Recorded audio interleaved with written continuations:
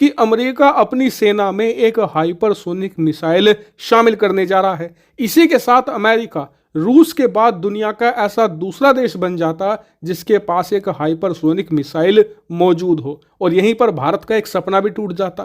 दरअसल सपना यह है कि भारत चीन और अमेरिका को बीट करके दुनिया का दूसरा ऐसा देश बने जिसके पास हाइपरसोनिक मिसाइल हो। लेकिन अमेरिका के ऐसा करते ही भारत अब तीसरे नंबर की लड़ाई लड़ता चीन के साथ। लेकिन किस्मत को कुछ और ही मंजूर था। दरअसल अमेरिका अपनी सेना में यह हाइपरसोनिक मिसाइल शामिल ही करने जा रहा था, लेकिन उससे पहले कुछ टेस्ट और ट्रायल होने जा रहे थे जो बिल्कुल फाइनल थे। लेकिन ये टेस्ट ऐन मौके पर फेल कर गए। क्यों? क्योंकि इन्हें रोक दिया गया कुछ इंटरनल इश्यूज के कारण, जिस वजह से टेस्ट नहीं हो पाए। और अब अमेरिका के इंजीनियर और साइंटिस्ट ये आइडेंटिफाई करने में लगे हुए हैं कि प्रॉब्लम कहां पर थी और हमारी इस मिसाइल ने कहां पर माल फंक्शन किया। और इसी के साथ अमेरिकी मीडिया ये भी रिपोर्ट दे रही है कि इस देरी की वजह से अमेरिकी सेना को हाइपरसोनिक मिसाइल मिलने में या तो कुछ महीने या कुछ साल भी लग सकते हैं, लेकिन कम से कम 1.5 साल का वक्त भारत को और मिल गया है। भारत इसका फायदा बहुत ही बम्पर तरीके से उठाना शुरू भी कर चुका है। दरअसल आज ही खबर निकलकर सामने ये आई है कि भारत की जो पहली हाइपरसोनिक मिसाइल होगी, जिसे हम अपने प्रोजेक्ट ध्वनि के अंडर डेवलप कर रहे हैं,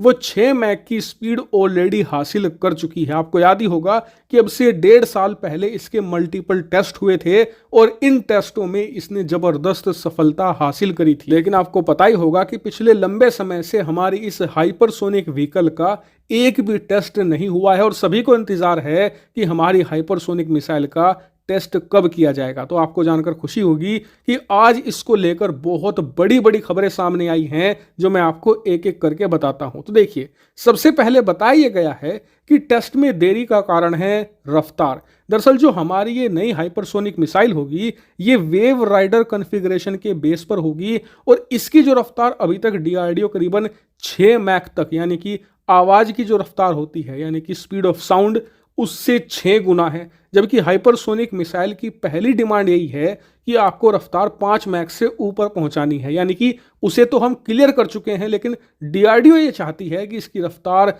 एकदम ऐसी रहे कि ये अनबीटेबल हो, यानी कि 10 मैक की रफ्तार, साउंड ऑफ स्पीड से 10 गुना ज्यादा इसकी रफ्तार हो, यानी कि दुनिया का कोई डिफेंस सिस्टम, कोई भी डिफेंस मैकेनिज्म ना तो इसे ट्रैक कर सके और ना ही इसे मारकर गिरा सके। एक तरीके से आप इसे इनविंसिबल मिसाइल कह सकते हैं। और इसीलिए डीआरडीओ इस कोशिश में लगा हुआ है कि किसी तरीके से इसकी रफ्तार 6 मैक से बढ़ाकर 10 मैक तक पहुंचाई जाए। और इसीलिए इसके लिए एक नया थर्मल सिस्टम भी डिजाइन किया जा रहा है, उसे डेवलप किया जा रहा है। और इसी के साथ साथ इसके लिए एक नया गाइडेंस सिस्टम भी बनाया जा रहा है, ताकि सही तरीके से हम इसे टारगेट तक पहुंचाया जाए। क्योंकि सिर्फ रफ्तार ही सब कुछ नहीं होती, आपको प्रिसीजन भी हासिल करना होता है। मतलब कि लक्ष्य पर हिट करने की आपकी क्षमता एकदम एक्यूरेट होनी चाहिए, क्योंकि अगर ऐसा नहीं होता है तो यकीन मानिए हाइपरसोनिक मिसाइल बिना किसी वारहेड के, बिना किसी परमाणु पेलोड के भी इतनी तबाही मचा सकती है जितने कि एक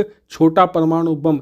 क्योंकि इसकी रफ्तार इतनी ज्यादा होती है कि जब ये अपने टारगेट से टकराती है तो उस वेग की वजह से इतनी डिस्ट्रक्शन होती है कि आप सोच भी नहीं सकते। और इसीलिए इसकी जो एक्यूरेसी है, यानी कि टारगेट अगर आपने चीन पे लॉक किया है तो वो चीन के उसी शहर या उसी मिलिट्री कंपाउंड में गिरनी चाहिए, वो किसी दूसरी जगह ना जाए, वरना किसी दूसरी जगह भयानक तबाही मच सकती है। इसीलिए नया और बेटर गाइडेंस सिस्टम बनाया जा रहा है। क्योंकि आप खुद सोचिए कि स्पीड लगभग 2 गुना करने जा रही है डीआरडीओ। ऐसे में उस भयानक रफ्तार को हैंडल करना और उसे सही गाइडेंस देना हद से ज्यादा जरूरी है।